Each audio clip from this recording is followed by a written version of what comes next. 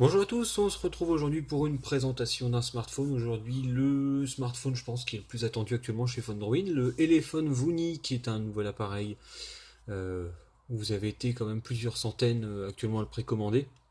Un téléphone vraiment très très très populaire. On va voir ensemble si l'attente était nécessaire ou si on est face à un téléphone qui ne tiendra pas ses engagements. On va voir tout ça. Et on va commencer par la boîte qui reprend le format du Trunk et du M2. Donc deux téléphones précédemment sortis chez le fabricant. Alors qu'est-ce qu'on retrouve à l'intérieur? Un guide d'utilisation, tout ce qui est le plus standard. Un protège-écran en plastique, donc d'une qualité tout à fait standard. On retrouve un câble USB de qualité également très moyenne et un chargeur assez imposant et surtout assez lourd. Un chargeur de 2 ampères, donc qui sera parfait pour recharger la grosse batterie du Vuni, puisque l'une des principales features de ce téléphone, c'est sa batterie, qui est autour des 4000 mAh, donc c'est-à-dire quand même quelque chose d'assez important. Voilà. D'ailleurs, la boîte aussi est assez massive. Alors, le téléphone maintenant. Alors, petite précision au niveau des coloris. Là, on est sur la version A, qu'on peut aussi appeler Vuni Lite, qui est donc la version avec 3 Go de RAM et 16 Go de stockage. Cette version est grise et noire. Vous avez donc gris devant, noir derrière. La version que vous attendez le plus, donc la version B, ou qu'on peut appeler juste Vuni, sera dorée. Vous n'avez pas le choix des coloris, donc si vous souhaitez une version noire, ça sera la version 3 Go. Si vous souhaitez une version dorée, ça sera la version 4 Go. Et le tarif forcément change, ainsi que les spécifications dont l'écran. Ça, j'en reparlerai juste après. Alors, le téléphone, au niveau du design, on retrouve une coque à l'arrière qui est la même que le OnePlus One dans sa version noire. Donc une matière qui est assez sympa, qui gratte un petit peu, c'est assez agréable à la prise en main. On retrouve ici un logo Elephone, un capteur d'empreinte digitale, une caméra de 21 millions de pixels Sony IMX230 avec un flash. Sur le coin, ici, on retrouve un bouton power, les boutons de volume. En dessous, un micro et un emplacement micro USB. Ici, vous retrouvez les compartiments pour carte SIM. Alors, deux cartes SIM ou une carte SIM et une micro SD. C'est dommage, mais c'est toujours mieux que pas de micro SD du tout. Et au-dessus, un emplacement jack 3,5 mm. La coque arrière ne s'ouvre pas, donc ça c'est déjà un premier reproche, mais on peut le comprendre vu la taille de la batterie. Par contre, un détail qui, en tout cas, me gêne, enfin il y en a deux, mais on va commencer par le premier. Le téléphone, comme vous voyez ici, est gris avec un métal très léger, hein. On est sur un niveau de qualité métallique qui est vraiment léger. C'est quand même bien dommage sur un téléphone à ce tarif-là. La finition ici n'est vraiment pas à la hauteur. Et ici, vous retrouvez, alors ça va être difficile à montrer, mais vous avez ce long coin un peu métallique, et ici vous récupérez un morceau de coque noire. Alors le mélange gris-noir comme ça, je trouve que ça fait pas, franchement pas beau du tout. Mais après c'est un avis personnel.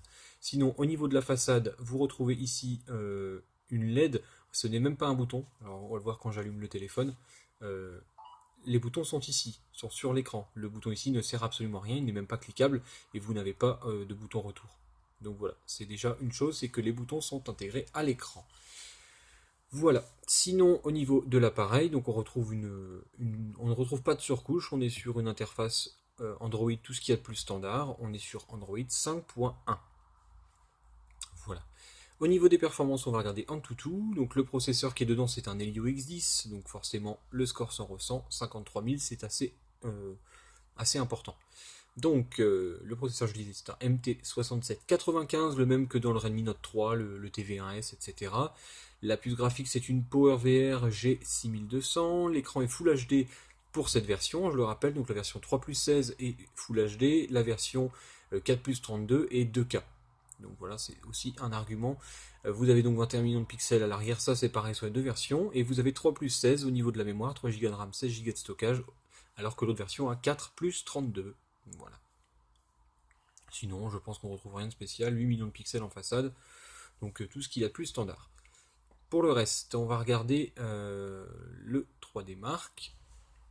Donc avec un score de 8000 points, donc 8600, c'est très bien. Vous pourrez jouer dans de très bonnes conditions. Le Helio X10 de toute façon est réellement un très bon processeur, donc aucune inquiétude au niveau des performances sur cet appareil. Ensuite, on va regarder, on va faire un speed test. Donc le téléphone, comme j'ai dit, double SIM, il est toute fréquence 3G, 4G, donc 900, 2100, 800, 1800, 2600. Donc vous pourrez l'utiliser avec n'importe quel opérateur français sans problème, avec une couverture dans les meilleurs possibles. Alors, le speed test Wi-Fi donc, me donne déjà autour des 11 mégas, 11 mégas 5, donc on est sur ce qu'on est en droit d'attendre, puisque c'est à peu près la puissance de notre connexion Internet. Donc aucun problème de réception. Alors on va quitter.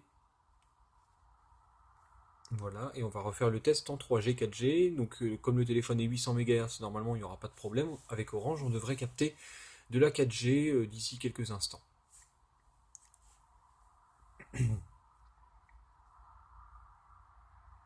Hop, voilà, je vous montre en même temps que ça une petite astuce. Certainement les APN de Orange qui se sont mal intégrés, donc réseau mobile, nom des points d'accès et Orange World, voilà. Et là la connexion devrait arriver.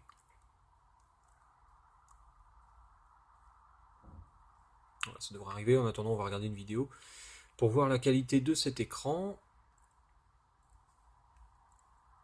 On va d'abord regarder la photo plutôt. Voilà. Donc la photo, le 21 millions de pixels Sony, qu'est-ce qu'il donne? Eh ben c'est pas mal, ça fait quand même du bruit, hein. Il y a quand même du bruit là sur les cheveux de Sangoku, mais globalement ça reste bien. Peut-être pas aussi bien que ce qu'Elephone aurait pu dire dans ses communiqués et autres images marketing.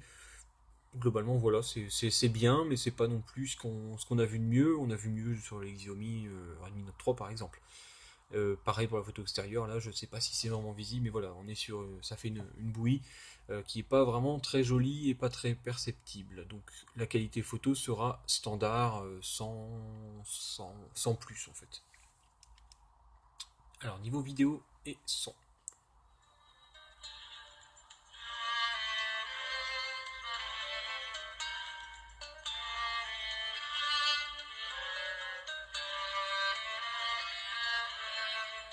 Alors l'image est vraiment, que ce soit l'image ou le son, on est vraiment sur ce qu'on a l'habitude de voir. Aucun signe particulier, l'écran est assez lumineux, assez contrasté, donc pas de problème particulier. Au niveau du son, c'est pas forcément très bon, mais on a l'habitude sur les smartphones de type téléphone, Bluebo, etc. En général, les haut-parleurs ne sont pas très bons.